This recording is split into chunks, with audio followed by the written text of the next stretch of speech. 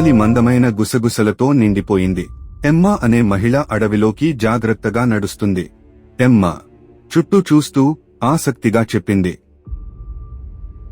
ఎంత వింత ప్రదేశం. ఆమె మాటలు తిరిగి ప్రతిధ్వనించాయి, కాని ఎమ్మా స్వరంలో కాదు. ప్రతిధ్వని మృదువైనది, వక్రీకరించబడింది మరియు తెలియని భాషను కలిగి ఉంటుంది. ప్రతిధ్వని పునరావృతమవుతుంది. ఎంత వింత ప్రదేశం. ఎమ్మా ఆశ్చర్యపోయి అడుగుతుంది. ఎవరు ఉన్నారు? వాయిస్లు బలంగా పెరుగుతాయి. అడవిలోని దట్టమైన భాగాలు, అక్కడ కాంతి మసకబారుతుంది మరియు గుసగుసలు బిగ్గరగా పెరుగుతాయి. ఎమ్మా నడకను కొనసాగిస్తుంది. ఆమె అడుగులు సంకోచించాయి కాని ఆలోచనాత్మకంగా ఉన్నాయి. ఎమ్మా పిలుస్తోంది.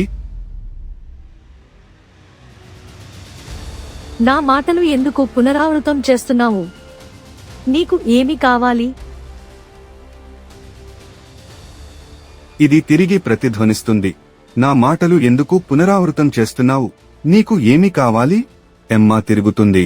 ఎవరినైనా చూడాలని ఆశించింది, కాని దట్టమైన చెట్లను మాత్రమే కనుగొంటుంది. ఎమ్మా తనకు ఇది నా వాయిస్ మాత్రమే కాదు, ఇది వేరే విషయం. ఎమ్మా తన చేతిని చెట్టు బెరడుపై ఉంచి శ్రద్ధగా వింటోంది.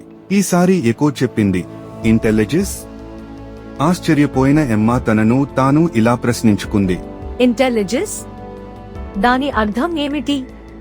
మేము ఇప్పుడు అడవిలో ఒక మార్గాన్ని చూస్తున్నాము. ఇది పురాతనంగా కనిపించే రాళ్లతో చుట్టుముట్టబడిన నిశ్చలమైన, ప్రతిబింబించే చెరువుకు దారి తీస్తుంది. ఎమ్మా ఇప్పుడు అధిక ప్రతిధ్వనుల ద్వారా గీసిన మార్గంలోకి ప్రవేశిస్తుంది. ప్రతిధ్వని కొనసాగుతుంది. ఇంటెలిజెన్స్, నీకు అర్థమైందా?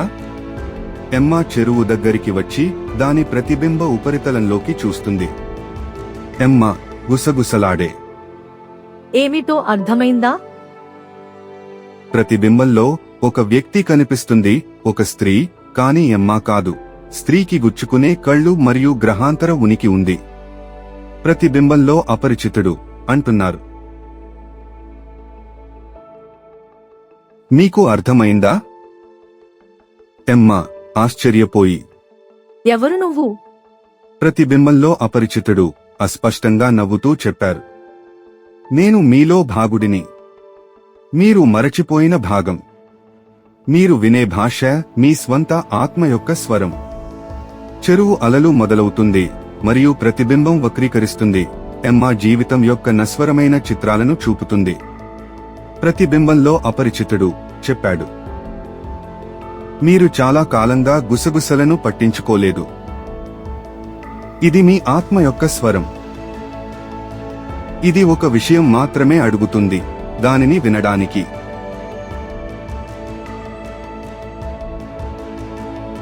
ఎమ్మా కన్నీటితో, అయితే ఎలా? నాకు పదాలు కూడా అర్థం కాలేదు.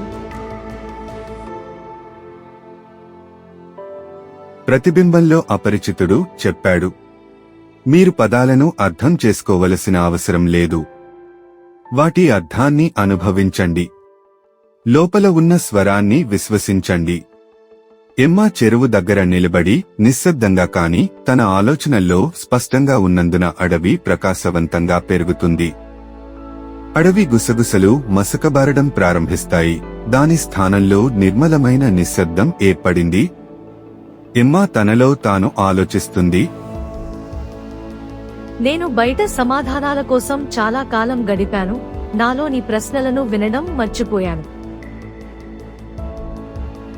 ఎమ్మా చెరువు దగ్గర మోకరిల్లి దాని ఉపరితలంపై తన చేతిని ఉంచుతుంది. అలలు బయటికి వ్యాపించాయి. ఆమె కొత్త అవగాహనను తీసుకువెడుతున్నట్లుగా. ఇప్పుడు పరిష్కరించబడిన ఎమ్మా చెప్పింది,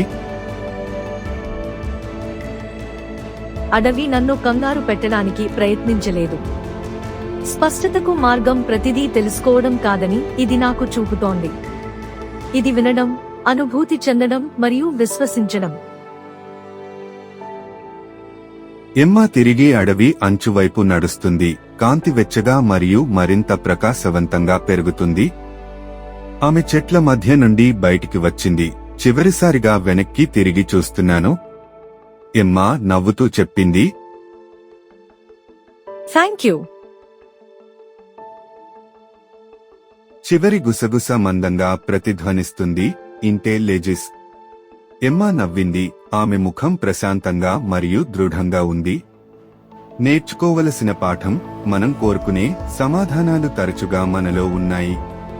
ఇది ప్రతి పదాన్ని లేదా గుర్తును అర్థం చేసుకోవడం గురించి కాదు. ఇది వారి అర్థానికి తెరిచి ఉంటుంది మరియు మన ఆత్మ యొక్క గుసగుసలను విశ్వసిస్తున్నాను.